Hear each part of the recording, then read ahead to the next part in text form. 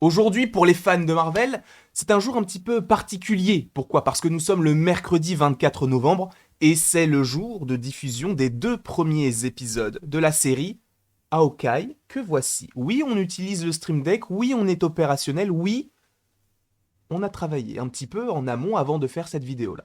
Sachez que j'ai adoré la série, en tout cas les 2 premiers épisodes. Je ne pensais pas, honnêtement, je partais un petit peu défaitiste entre guillemets dans le sens où je me suis dit, les comédies de Noël, c'est pas trop mon truc. Et je dois dire que j'ai adoré. Et j'ai bégayé déjà, mais je vous vois venir. Je vous vois venir en me disant, mais t'es un fanboy, t'aimes tout.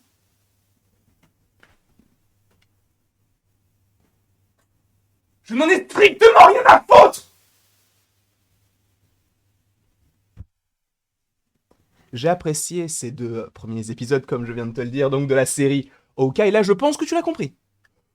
Je ne vais pas trop m'avancer, mais je pense que tu as compris. En tout cas, déjà, comment vas-tu, bonhomme? J'espère que tu as passé une bonne journée, une bonne matinée, un bon réveillon, peu importe. Bon réveillon en plus, c'est dans l'air du temps. Pourquoi? Parce que la série Hawkeye se déroule aux alentours de Noël 2024-2025, je ne sais plus exactement, mais en tout cas, apparemment, ça se passe après Spider-Man No Way Home, ce qui est assez étrange, mais bon, si c'est le cas, moi j'accepte, il n'y a pas de souci. Mais, attention spoiler, parce que dans ce que je vais te dire là par rapport à la critique des 2 premiers épisodes, je vais spoiler en masse, dans le sens où je vais te donner des éléments, je vais te montrer des photos de choses qui se sont déroulées durant ces 2 premiers épisodes, donc si tu ne veux pas être spoilé, quitte tout de suite la vidéo. Personnellement, cette série Hawkeye, pour moi, commence extrêmement bien, et ce qui est bien, c'est qu'en fait, c'est quelque chose de relaxant, entre guillemets, c'est reposant en fait, quand tu vois que dans le MCU, il y a toujours des problèmes, hein, que ce soit par rapport à Eternals, Shang-Chi, Black Widow, Loki, WandaVision, The Falcon and the Winter Soldier ou même What If. Cette année, ça a été...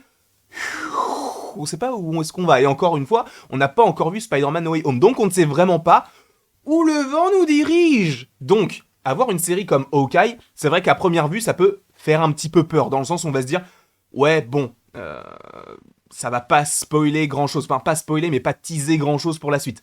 Cependant, je pense que c'est là où il y a méprise concernant ce petit programme, c'est qu'il ne faut pas forcément voir ça comme quelque chose qui peut teaser quelque chose. Évidemment, ça va teaser des choses, puisque tu as évidemment le personnage de Kate Bishop, incroyable. Tu as le personnage de Kate Bishop, très très bien. Mais, évidemment qu'il va y avoir des choses pour la suite, c'est le MCU, des teasings, tease des teasings, donc forcément que ça va arriver. Mais, je trouve que c'est bien, ça marque une petite pause, c'est frais, c'est drôle, je sais pas, moi j'aime bien, il y a une bonne ambiance. Encore une fois, comme je vous l'ai dit, je ne suis pas le plus fan, le plus accro aux films de Noël, aux séries de Noël, etc. Mais je dois avouer que pour l'instant, c'est un sans faute, en tout cas concernant l'atmosphère, l'univers et de tout ça, moi, ça me plaît énormément. Encore une fois, on ne sait pas comment la série va se dérouler par la suite, mais moi, je passe pour l'instant un très très bon moment. Et je dois dire que c'est encore plus kiffant d'avoir du Hawkeye. Parce que tout à l'heure, il y a une vidéo qui arrive. D'ailleurs, j'ai peur que mon micro sature un petit peu trop, donc je vais un petit peu l'écarter. Tout à l'heure, il y a une vidéo sur l'histoire de Hawkeye dans le Marvel Cinematic Universe. Et justement, je revenais sur l'histoire donc de ce personnage-là et je me disais que ça aurait été bien en fait de découvrir un petit peu plus son passé et parce qu'en fait, dans le MCU, c'est celui qui passe un petit peu plus au travers. Alors oui, il y a des fans de Hawkeye, et c'est tout à son honneur, parce que c'est vrai que dans certains films, il est très très intéressant, et je cite notamment Avengers, Ère d'Ultron et Avengers Endgame, mais c'est vrai que dans cette série-là, c'est une série qui lui est consacrée, mais pas totalement, parce qu'en fait, il va fonctionner en duo avec le personnage donc de Kate Bishop. Alors oui, j'ai mal cadré la chose, parce que bon, je basque un petit peu le beau visage de Jeremy Renner. Mais je trouve que ça fonctionne très bien. Et justement, ça aussi, je voulais en parler. Le titre Hawkeye, pour le premier épisode en tout cas, il n'est pas forcément justifié aux premiers abords. Dans le sens où le personnage principal, en tout cas de ce premier épisode de Hawkeye, c'est clairement Kate Bishop. C'est elle. On découvre en fait, on commence la série et on découvre l'univers à New York, etc. via son personnage-là et via le fait qu'elle soit plus jeune. Parce qu'en fait, t'as un moment donné où c'est en 2012 et tu vois que le personnage est très jeune et en fait en 2012 à New York qu'est-ce qu'il s'est passé? La bataille de New York, donc ce qu'il s'est déroulé dans Avengers avec les Chitauri qui sont venus sur Terre, etc. Donc ça c'était plutôt intéressant de ce point de vue-là, mais encore une fois, c'est peut-être pas dérangeant parce que c'est une série qui s'appelle Hawkeye, mais justement c'est là où c'est assez intéressant, c'est qu'en fait le deuxième épisode est pas mal concentré sur le personnage de Clint, même si, bon, c'est quand même partagé. Tu sens que Kate Bishop a un petit peu plus de place que ce petit personnage-là.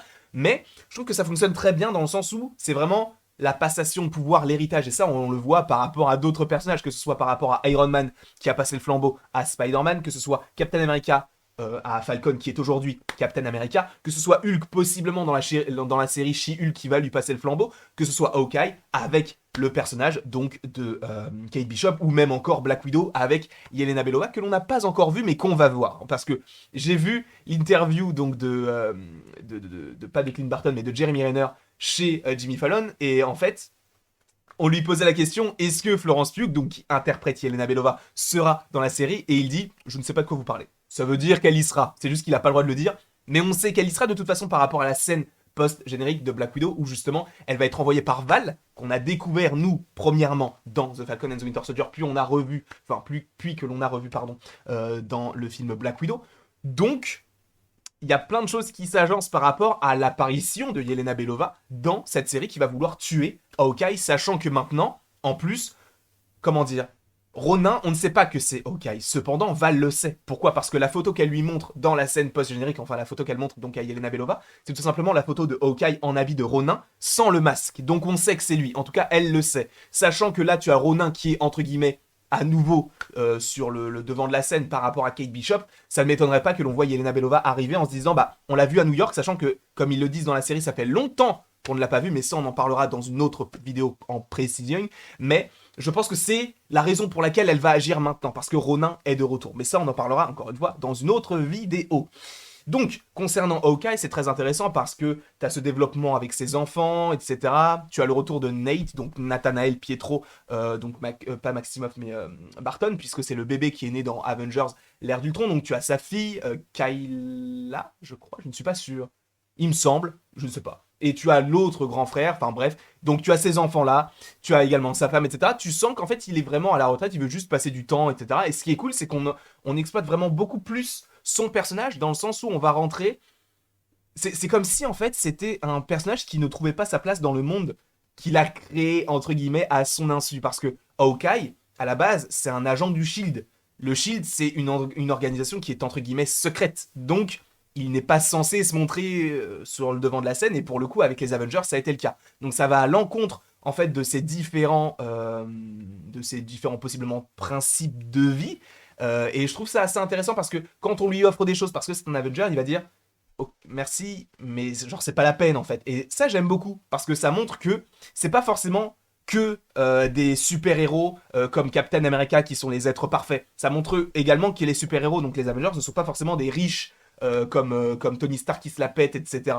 Là, pour le coup, Hawkeye c'est quelqu'un qui va être beaucoup plus dans l'humain. Il va rechercher le contact, voilà. Et ça, j'aime beaucoup. Et ce qui est cool, c'est qu'il va être plus dans l'humain, mais tout en étant réservé. Et ça, c'est ce qu'elle dit, notamment la petite Kate Bishop.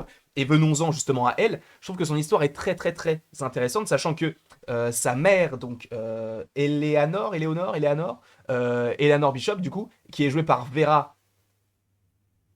Je ne me souviens plus de son nom de famille, mais elle joue dans les dossiers Warren. Elle joue également dans Godzilla contre Kong. Non, dans Kong. Non, dans Godzilla, Roi des monstres. Enfin bref, ce personnage-là est assez intéressant. Tu sens qu'elle est un petit peu extérieure à tout ça, sachant que dans les comics, il me semble que c'est Madame Masque. Donc elle est quand même assez méchante. Est-ce qu'elle deviendra une méchante par la suite ? Parce que justement, ce petit bonhomme qu'est Jack Duquesne, lui, bon, il est pas très sympa. En tout cas, tu comprends qu'il est un petit peu lié à la pègre, etc., à New York. Enfin, voilà, ça sent mauvais pour lui. Donc est-ce que lui ne pourrait pas mourir à un moment donné et elle prendre le flambeau de tout cet héritage-là et que du coup tu aies cette Madame Masque qui arrive sur le devant de la scène pour une saison 2 de Hawkeye ou en tout cas pour la suite du MCU, ça serait très intéressant. Encore une fois, je ne sais pas comment tout ça pourrait se dérouler, mais moi je me dis, pourquoi pas. Sachant en plus du coup que ce personnage donc de Jack Duquesne, qui est donc le beau-père entre guillemets, ou qui va devenir le beau-père de Kate Bishop, n'est autre qu'un méchant qui a déjà connu le personnage de Hawkeye quand ils étaient plus jeunes. Et ça, c'est très intéressant. Moi, je trouve que c'est plutôt cool, parce que pour l'instant, on n'a pas vraiment de lien entre lui et Jack Duquesne, puisque Kate Bishop n'en a pas parlé. Il n'a pas parlé donc de ce personnage-là à Hawkeye. Cependant, vu que ce personnage-là du coup, de Jack Duquesne, est supposément le meurtrier donc de son oncle, qui n'est autre que Armand troisième du nom, et que Kate Bishop a vu qu'il avait des bonbons à son effigie, et que lui a proposé des bonbons à l'effigie de Armand, tu comprends que c'est lui qui a tué Armand, elle va sûrement le dire à Hawkeye. Et quand elle va le dire à Hawkeye, Hawkeye va sûrement lui dire, mais en fait, là, ça va trop loin. Ça va beaucoup trop loin. Là, c'est en rapport avec mon passé. Je pense que ça peut être hyper, hyper, hyper intéressant. Après, on a également, pas que lui, enfin, pas que lui, plutôt comme antagoniste possible, on a également les démons, entre guillemets, de Hawkeye. Bon, même si ça va passer, entre guillemets, puisque là, on voit qu'il y a marqué Thanos. Thanos was right, donc c'est en lien avec le claquement de doigts de Thanos, donc le blip, l'éclipse qui a eu lieu durant Avengers Endgame, qu'on a vu durant diverses séries, que ce soit WandaVision, évoqué encore plus avec le GRC dans The Falcon and the Winter Soldier. Bref, tu as donc peut-être Clint Barton qui va se retrouver face à ces démons, sachant que quand il voit quand il regarde la comédie musicale, tu as une fixette sur Black Widow, qui n'est autre que sa meilleure amie, ou plutôt qui était puisqu'elle est décédée, et justement, Yelena Belova, qui arriverait dans cette série, va encore plus raviver ces démons-là. Donc je pense que ça aussi, ça peut être extrêmement intéressant, et nous avons également eux. Ne faites pas genre. Arrêtez, ne faites pas genre, on les a tous vus comme ce petit bonhomme-là. Les bros, du coup, qui sont une sorte de... Tu sais quoi, j'ai même envie de la laisser, j'ai même pas envie de mettre une photo d'eux. Pour moi, c'est eux, d'accord? J'ai trouvé cette photo sur Twitter, merci Twitter. Pour moi, les bros, c'est ça. C'est clairement ce petit bonhomme. Alors, je ne sais même pas de quoi il est issu, c'est pas Peppa Pig ou un truc comme ça. Enfin bref, ils sont trop mignons. Ils sont mignons, ils sont drôles, ils font pas peur. Cependant, ce qui est derrière les bros, c'est quelque chose de très intéressant. Pourquoi? Parce que déjà, on voit une main avec du rouge, voilà, éclairé de rouge, très très bien, très stylé. Cependant, cette main va se mettre sur une petite basse. Donc, elle ressent les vibrations.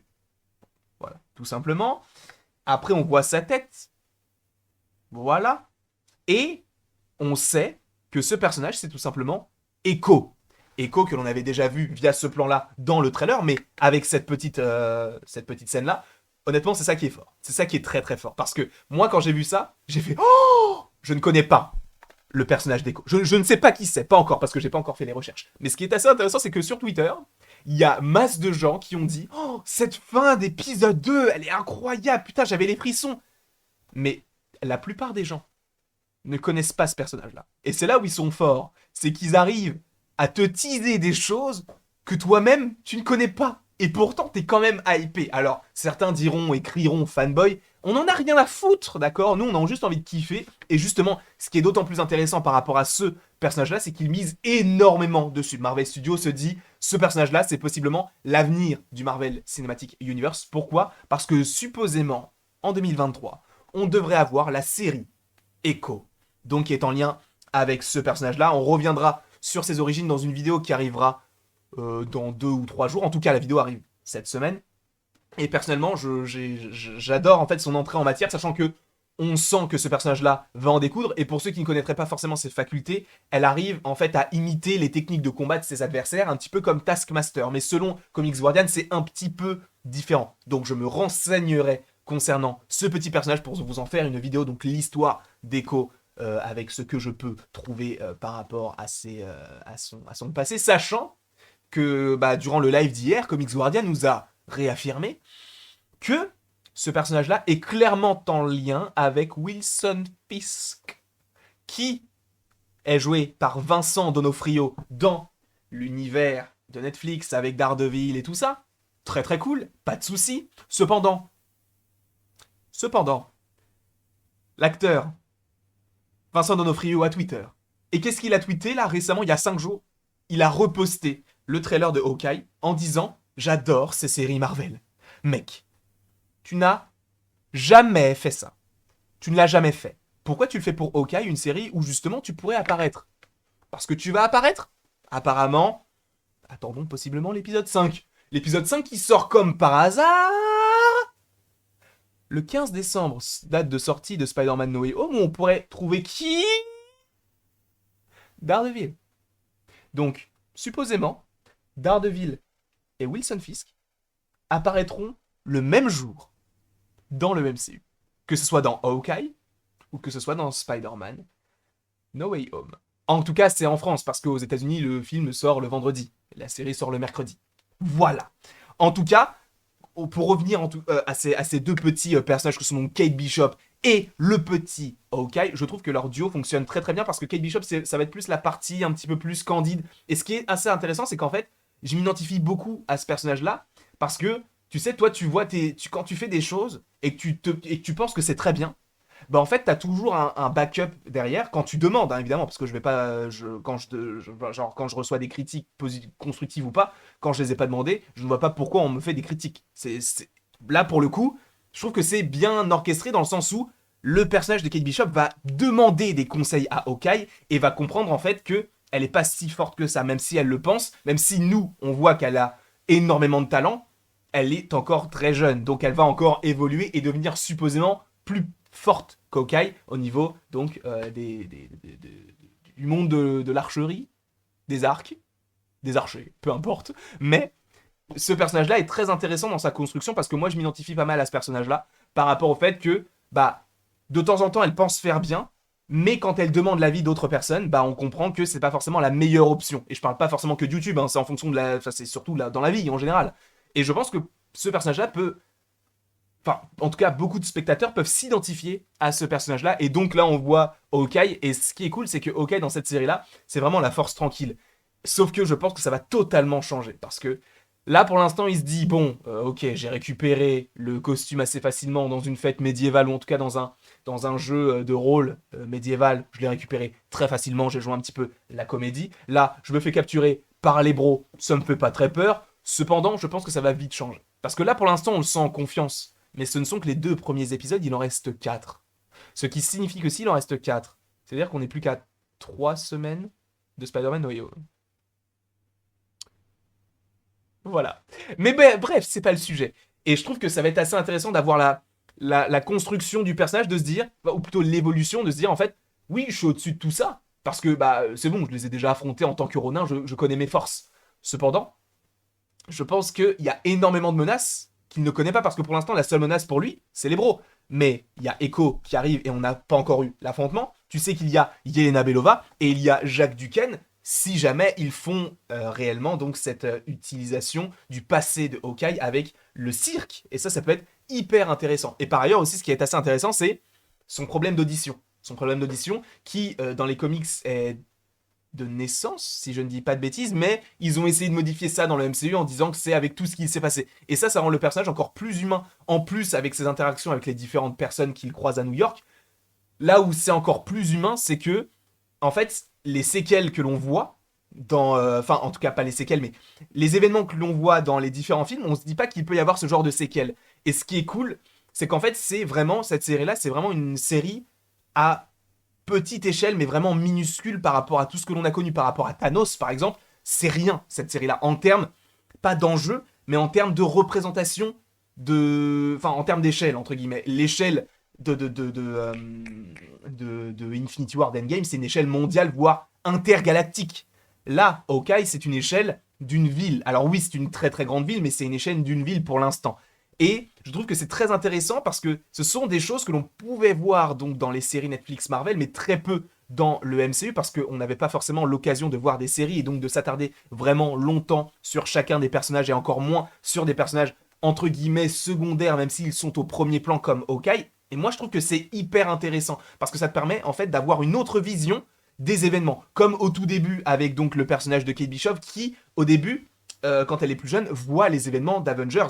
Et ça c'est hyper cool je trouve parce que ça te montre en fait que oui, en fait quand tu regardes le premier film Avengers, tu dis ok, ceux qui sont en danger, c'est ceux qu'on voit à l'écran. Mais en fait, non, puisqu'il y a tellement de Shitori qui sont arrivés sur Terre qu'il y a eu énormément de victimes. Et ça, on le comprend un petit peu après avec des petites vidéos, en tout cas la télé locale, etc., qui fait des reportages, etc. Même le moment où tu vois Stanley. Mais de le vivre, c'est différent. Et ça, je trouve que c'est hyper intelligent et hyper intéressant de leur part. Et bah, rien que pour ça, moi, je ne peux que saluer ces 2 premiers épisodes. Alors oui, c'est différent. Oui, c'est une comédie entre guillemets de Noël, mais pour l'instant, j'y vois que très très peu de défauts. Je trouve que l'interaction entre les 2 personnages fonctionne parfaitement bien. Les antagonistes sont bien représentés, même si Bon, c'est un petit peu prévisible pour ce personnage-là, parce que tu sens que dès le début, sa moustache, moi, ne m'inspire pas confiance. Oui, je suis jaloux de sa moustache. Ça te pose un problème? Moi, ça ne m'en pose aucun. D'accord? En tout cas, ces 2 premiers épisodes augurent. Augurent? Ils augurent? T'as compris? Mais ça sent bon. Ça sent bon pour la suite. Donc j'ai hâte de voir ce que tout cela pourrait donner. Ces 2 premiers épisodes ont été extrêmement intéressants par rapport à tout ce que l'on a pu apprendre en si peu de temps concernant Kate Bishop. Et je pense on va encore en apprendre beaucoup. En tout cas, n'hésite pas à aimer, à partager, à commenter et à t'abonner. Cela me ferait bien évidemment extrêmement plaisir. Sache que tout à l'heure, vers 16 h, il y a l'histoire de Hawkeye. Après, il y a le 100% Marvel sur la chaîne du Geek, bien évidemment. Puis, on revient sur ma chaîne, sur l'After. Et j'espère que ça vous plaira également. En tout cas, nous, on se retrouve pour la vidéo Hawkeye. Et il ne me reste donc plus qu'à te dire de me laisser les commentaires, de savoir ce que toi, tu en as pensé précisément. N'hésite pas à le faire. Et n'hésite pas non plus à aimer, à partager et à t'abonner. Cela me ferait évidemment extrêmement plaisir. Et après toute cette longue vidéo, il ne me reste plus qu'à vous dire à la prochaine pour la prochaine.